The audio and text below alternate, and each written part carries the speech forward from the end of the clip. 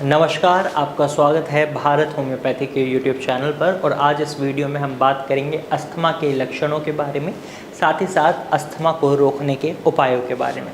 Asthma एक chronic disease है जिसमें हमारे एयरवेज में सूजन और बलगम का फॉर्मेशन बहुत ज़्यादा हो जाता है, म्यूकस का फॉर्मेशन बढ़ जाता है, जिससे सांस लेने में बहुत तकलीफ़ होती है और ये लंबे समय तक चलने वाली बीमारी है, ऐसा एलोपैथिक डॉक्टर बोलते हैं। लेकिन अगर हम होम्योपैथ की बात करें तो होम्योपैथ में इसे बहुत जल्दी ठीक भी किया जा सकता है। अब जब किसी व्यक्ति को अस्थमा होता है तो उन्हें कई लक्षण दिखाई देते हैं। उन लक्षणों की अगर हम बात करें तो सबसे कॉमन लक्षण होता है सांस लेने में समस्या होना, सांस की कमी होना शरीर में, क्योंकि जब आप इनहेल करने की कोशिश करते हैं तो जो आपके एयरवेज होते हैं उनके अंदर जो स्पेस होता है वो बहुत ज़्यादा कम हो जाता है। साथ ही साथ दूसरा लक्षण जो देखने को मिलता है वो होता है चेस्ट में दबाव पड़ना, सिकुड़न होना, कॉन्ट्राडिक्शन होना, यानी चेस्ट में बलगम इतना ज़्यादा भर जाता है, म्यूकस इतना ज़्यादा भर जाता है कि वो अपना एक्सपेंशन वाला काम ही नहीं कर पाती।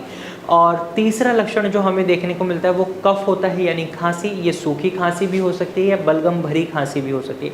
खासकर रात के समय ये खांसी या सुबह के समय होने वाली खांसी अस्थमा को दर्शाती है।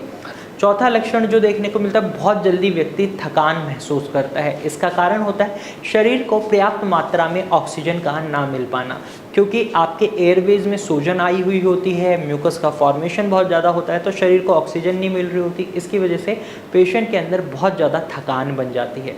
पांचवा लक्षण जो देखने को मिलता है व्हीजिंग साउंड, सीटी जैसी आवाज़ आनी। जब पेशेंट सांस ले रहा होता है तो सीटी जैसी आवाज़ आती है। तो ये कुछ 5 लक्षण हैं जो अस्थमा के मरीजों में हमें देखने को मिलते हैं।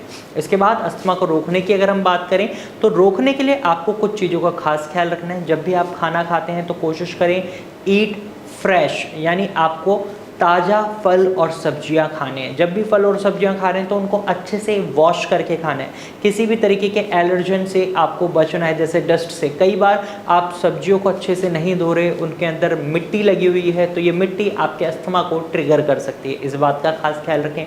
सेकेंड, आपको योगा और मेडिटेशन का ज़रूर सहारा लेना है। अगर आप अनुलोम विलोम, कपालभाति इस तरीके के योगासन करते हैं तो ये आपके एयरवेज को एक्सपेंड करते हैं, उनके अंदर आई हुई सूजन को ख़त्म करते हैं, लंग्स के फंक्शन को इम्प्रूव करते हैं। तो योगा और मेडिटेशन जरूर करें। तीसरा, आपको एलर्जन से बचना है, जैसे डस्ट है, पॉलन ग्रेन्स हैं, पेट डेंडर्स, यानी अगर आपके घर में कोई भी पालतू कुत्ता या बिल्ली है, उनके जो बाल होते हैं उनसे आपको बचना है।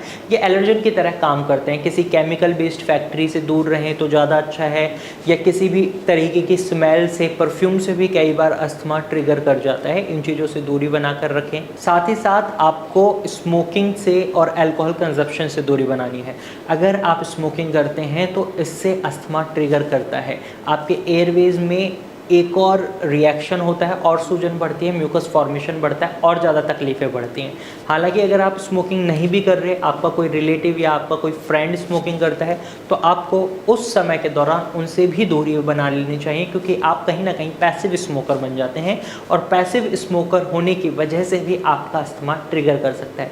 अगर आप इन उपायों को अपना लेते हैं तो आप अस्थमा से बचे रह सकते हैं, उससे बहुत ईजिली मैनेज कर सकते हैं। तो आज इस वीडियो में मैंने आपको बताए हैं अस्थमा के लक्षण और अस्थमा के बचाव।